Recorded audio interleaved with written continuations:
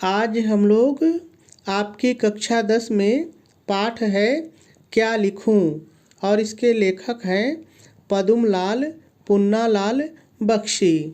आज हम लोग इस पाठ के इस गद्यांश पर आधारित जो कि आपको सामने दिख रहा है, इस गद्यांश पर आधारित आपकी बोर्ड की परीक्षा में पूछे जाने वाले प्रश्नों को हल करना सीखेंगे। तो चलिए हम लोग क्रमशः एक एक प्रश्नों को पढ़ते हैं और इनको हल करना सीखते हैं। लेकिन यहाँ पर थोड़ा सा एक चीज़ समझ लीजिए, आपके बोर्ड की परीक्षा में कोई 3 ही प्रश्न पूछेगा। यहाँ पर मैंने 4 प्रश्न आपको समझाने के लिए लिया है। हो सकता है ये प्रश्न आए तो ये नहीं आएगा, या ये प्रश्न आएगा तो ये नहीं आएगा, ठीक है। और ये जो प्रश्न होते हैं ये 2-2 नंबर के होते हैं। इस तरह से गद्यांश पर आधारित प्रश्न 6 नंबर के होते हैं। तो चलिए अब हम लोग प्रश्न पढ़ते हैं और इनको हल करना सीखते हैं। तो पहला प्रश्न आपसे पूछ रहा है, उपर्युक्त गद्यांश का संदर्भ लिखिए। तो चलिए हम लोग संदर्भ लिखना शुरू करते हैं। तो देखिए, सबसे पहले आप अपने बोर्ड की कॉपी में प्रश्नोत्तर नंबर डालेंगे। ये खंड ख का पहला ही प्रश्न होता है, तो आप यहाँ चाहे तो खंड ख भी डाल सकते हैं, कोई दिक्कत नहीं है। प्रश्नोत्तर नंबर डालने के बाद 1 से 2 लाइन छोड़ेंगे।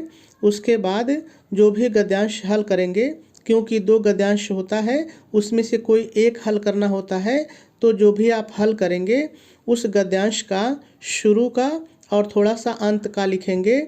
इसको हम लोग संकेत कहते हैं। इससे फ़ायदा ये होता है कि कॉपी जांचने वाला ये जान जाता है कि आप कौन सा गद्यांश हल कर रहे हैं और देखने में भी अच्छा लगता है, ठीक है।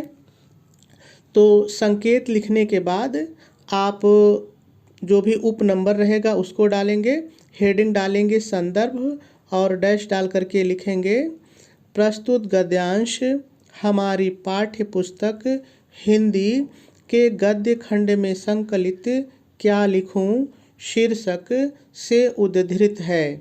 इसके लेखक श्री पद्मलाल पुन्नालाल बख्शी जी हैं। यहाँ पर आपको ध्यान ये देना है कि संदर्भ लिखने के कई तरीके होते हैं, लेकिन संदर्भ में मुख्य चीज़ ये होता है कि किताब का नाम, पाठ का नाम और लेखक का नाम आना चाहिए। शब्दावली आपकी कैसी भी हो सकती है, ठीक है। ये तीनों चीज़ें आनी चाहिए। तो आपका संदर्भ पूरा हो गया। चलिए अब हम लोग दूसरा प्रश्न पढ़ते हैं। देखिए, दूसरा प्रश्न आपसे पूछ रहा है, गद्यांश के रेखांकित अंश की व्याख्या कीजिए। तो चलिए पहले हम लोग देख लेते हैं कि रेखांकित अंश है कहाँ पर, उसकी व्याख्या थोड़ा सा ऊपर हम लोग सीख लेते हैं, फिर नीचे आकर के लिखना सीखेंगे। तो देखिए, आपको ये सामने गद्यांश दिख रहा है और यहाँ से देखिए रेखांकित अंश यहाँ से शुरू है और यहाँ तक है। देखिए यहाँ तक है, इतने की व्याख्या आपको लिखनी है। लेकिन यहाँ पर एक चीज़ जानना बहुत ज़रूरी है कि जो पेपर बनाने वाला है वो कहीं भी रेखा खींच सकता है, कहीं भी खींच सकता है। तो हम लोग पूरे गद्यांश की व्याख्या देख लेते हैं और पेपर में जहाँ भी रेखा खींची रहेगी उसकी व्याख्या हम लोग लिख लेंगे, ठीक है। तो चलिए मैं आपको पूरे गद्यांश की व्याख्या एक बार बता देता हूँ। तो लेखक पद्मलाल पुन्नालाल बख्शी जी कहते हैं कि जो तरुण, देखिए तरुण का मतलब होता है युवा, युवा मतलब कि जवान, जो लोग जवान हैं। तो जो युवा संसार के जीवन संग्राम से दूर हैं, यानी वो युवा, वो जवान लोग जिन्होंने अपने जीवन में कोई संघर्ष नहीं किया है, जीने के लिए कोई संघर्ष नहीं किया है, उन्हें संसार का चित्र बड़ा ही मनमोहक प्रतीत होता है। मनमोहक माने सुंदर, उन्हें यह संसार जो है बहुत ही सुंदर प्रतीत होता है। फिर से जरा सा मेरी बात को सुनिए। लेखक ये कह रहे हैं कि जो युवा इस संसार में जीने के लिए कोई संघर्ष नहीं करता है, उसको सारी चीज़ें बैठे बिठाए मिल जाती हैं, उसको ये संसार बहुत ही सुंदर लगता है। लेकिन वो युवा जो जीने के लिए संघर्ष कर रहा है, जैसे आप पढ़ रहे हैं, संघर्ष कर रहे हैं। तो जो लोग संघर्ष करते हैं उनको जो संसार है दुखों से भरा हुआ दिखाई देता है, लेकिन जो संघर्ष नहीं करते हैं उनको संसार बहुत ही सुंदर दिखाई देता है। देखिए, जो चीज़ें मैं बोल रहा हूँ यही चीज़ें आपको वाक्य बना के लिख देनी है, ठीक है। मनमोहक प्रतीत होता है, जो वृद्ध हो गए हैं, जो लोग बूढ़े हो गए हैं, जो लोग वृद्ध हो गए हैं, जो अपनी बाल्यावस्था और तरुणावस्था से दूर हटाए हैं, यानी वो लोग जो अवृद्ध हो गए हैं, जिनका बचपन चला गया है, जिनकी बाल्यावस्था चली गई है और जिनकी तरुणावस्था यानी जिनकी युवा अवस्था चली गई है, जिनकी जवानी दूर चली गई है, उन्हें अपने अतीत काल, देखिए अतीत काल का मतलब होता है बीता हुआ समय, अतीत काल माने बीता हुआ समय। तो लेखक कहते हैं कि जिनका बचपन और जवानी दोनों चली गई है, उनका बीते हुए समय की जो याद है, स्मृति माने याद, उनके बीते हुए समय की जो याद है बड़ी सुखद लगती है, यानी उनको बहुत ही आनंद देती है। फिर से ज़रा सा सुन लीजिए। लेखक कहते हैं कि जो लोग बूढ़े हो गए हैं, जिनका बचपन और जिनकी जवानी दोनों उनसे दूर चली गई है, उनको बीता हुआ समय, बीते हुए समय की याद बहुत अच्छी लगती है, बहुत ही सुख देने वाली प्रतीत होती है। अब चलिए आगे देखते हैं। देखिए, अब यहाँ से लाइनिंग की है, लाइन है तो यहाँ की व्याख्या लिखनी भी पड़ेगी, तो ध्यान से सुनिएगा। वे का मतलब वृद्ध लोग, बूढ़े लोग। तो वृद्ध लोग अतीत का ही स्वप्न देखते हैं। जो लोग वृद्ध हो गए हैं वो अपने बीते हुए समय का ही स्वप्न देखते हैं, बीते हुए समय को ही याद करते हैं। तरुणों के लिए जैसे भविष्य उज्जवल होता है, जैसे युवाओं के लिए, तरुणों को मतलब जो जवान हैं, जैसे जवान लोगों के लिए उनका भविष्य उज्जवल होता है, यानी वो अपने भविष्य का स्वप्न देखते हैं, भविष्य उनको सुख प्रदान करता है, आनंद देता है। वैसे ही बूढ़ों के लिए, वृद्धों के लिए, वैसे ही बूढ़ों के लिए अतीत यानी बीता हुआ समय आनंद देता है। फिर से एक बार सुनिए। लेखक कह रहे हैं कि जैसे जो लोग युवा होते हैं, जो लोग जवान होते हैं, उनका भविष्य उज्जवल होता है, वो भविष्य उनको आनंददायी प्रतीत होता है, वैसे ही जो लोग बूढ़े हो गए हैं उनका बीता हुआ समय उनको आनंददायी प्रतीत होता है। चलिए आगे देखते हैं। आगे लेखक कहते हैं वर्तमान से दोनों को असंतोष होता है। लेखक कहते हैं कि वर्तमान से जो बूढ़ा है वो भी नाराज होता है और जो जवान है वो भी नाराज होता है। क्योंकि जो बूढ़ा है उसकी जवानी, उसका बचपन चला गया है और वो उसको अपने सामने लाना चाहता है। वो सोचता है कि मेरी जवानी, मेरा बचपन फिर से लौट आए, तो वो अपने बुढ़ापे से नाराज होता है। और जो जवान होता है वो सोचता है कि मेरा भविष्य कितनी जल्दी मेरे आगे आ जाए, मैं कितनी जल्दी अच्छी नौकरी में आ जाऊँ, मेरी कितनी जल्दी शादी हो जाए। तो वो भविष्य को लाना चाहता है, तो वो भी अपने वर्तमान से नाराज होता है क्योंकि उसका भविष्य उसके सामने नहीं होता है। और बूढ़ा इसलिए नाराज होता है क्योंकि उसकी बचपन और उसकी जवानी जा चुकी होती है। आगे लेखक कहते हैं तरुण भविष्य को वर्तमान में,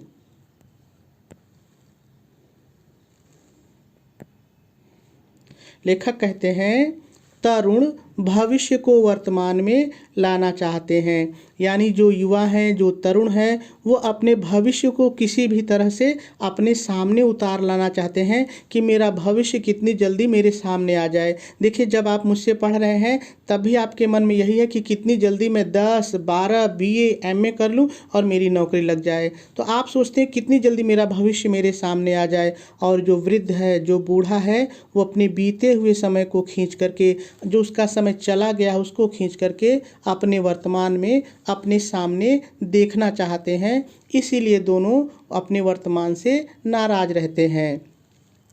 आगे लेखक कहते हैं कि जो युवा है, जो तरुण है, वो क्रांति के समर्थक होते हैं, यानी वो क्रांति करके पुरानी परंपराओं को बदलना चाहते हैं, पुराने रीति रिवाजों को बदलना चाहते हैं। कौन? तरुण, जो जवान हैं। और जो बूढ़े हैं, जो वृद्ध हैं, वो अपने अतीत के गौरव यानी बीते हुए समय की जो बहुमूल्य परंपराएं हैं, जो बहुमूल्य चीज़ें हैं, उनको, उनके संरक्षक हैं, वो उनको बचाना चाहते हैं। इन्हीं दोनों कारणों से कौन सा तरुण क्रांति के समर्थक होते हैं और जो बूढ़े हैं अपने बीते हुए समय को बचाने की कोशिश करते हैं। इन्हीं दोनों कारणों से वर्तमान सदैव क्षुब्ध रहता है, यानी दोनों वर्तमान से नाराज रहते हैं और इसी से वर्तमान काल हमेशा सदैव हमेशा सुधारों का काल बना रहता है। तो ये इसकी कुछ व्याख्या थी। अब इसमें से जितना आपको याद आए उतना लिख दीजिए, जो छूट जाए छोड़ दीजिए, चिंता की कोई ज़रूरत नहीं है। और हर व्यक्ति व्याख्या अलग अलग करता है, व्याख्या करने का कोई एक तरीका नहीं होता है। आप जितने लोगों की व्याख्या देखेंगे सबकी अलग दिखाई पड़ेगी और सारी व्याख्या सही होती है। तो चलिए अब हम लोग इसकी व्याख्या को लिखते हैं, लेकिन एक बार देख लीजिए कहाँ से कहाँ खींचा गया है। फिर देखिए यहाँ से शुरू है और यहाँ तक है, इतने की व्याख्या हमको लिखनी है, बाकी से हमको मतलब नहीं है। तो चलिए लिखते हैं अब।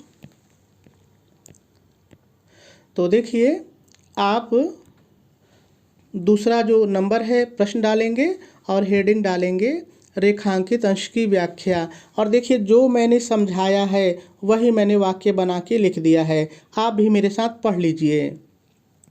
प्रस्तुत रेखांकित अंश में लेखक पद्मलाल पुन्नालाल बख्शी जी कहते हैं कि जिस प्रकार से वृद्ध अपने बीते हुए समय की कल्पना करते हैं और उन्हें उनका बीता समय ही आनंददायी प्रतीत होता है, उसी तरह से एक युवा के लिए उसका भविष्य उज्जवल होता है। उसे उसके भविष्य की सुंदर कल्पना आनंद प्रदान करने वाली प्रतीत होती है। वर्तमान से वृद्ध और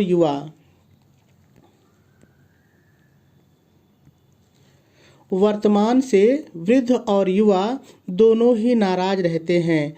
युवा चाहता है कि उसका भविष्य किसी भी तरह से उसके वर्तमान में उतर आए, जबकि वृद्ध अपने बीते हुए समय को खींचकर वर्तमान में लाना चाहता है। युवा प्राचीन परंपराओं में क्रांति लाना चाहता है, वे परिवर्तन के समर्थक होते हैं। इसके विपरीत वृद्ध अतीत की महान परंपराओं और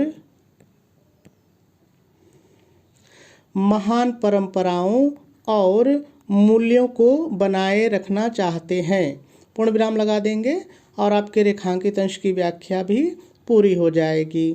चलिए अगला प्रश्न देखते हैं। देखिए अगला प्रश्न आपसे कह रहा है, तरुण और वृद्ध दोनों क्या चाहते हैं। ध्यान रहे ये जो दोनों प्रश्न हैं इनका उत्तर आपको कहीं ना कहीं गद्यांश में मिल जाएगा, बस आपको ढूंढना पड़ेगा।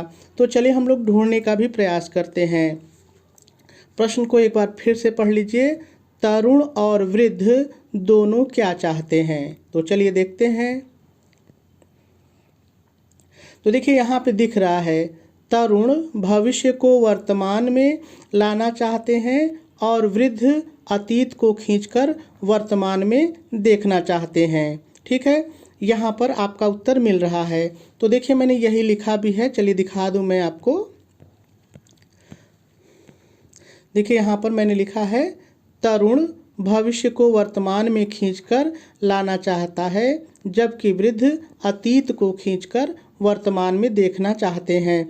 यानी जो युवा है वो अपना भविष्य अपने सामने लाना चाहता है और जो बूढ़े लोग हैं उनका जो बीता हुआ समय है, जो उनका अतीत है, उसको अपने सामने लाना चाहते हैं। चलिए अगला प्रश्न देखते हैं।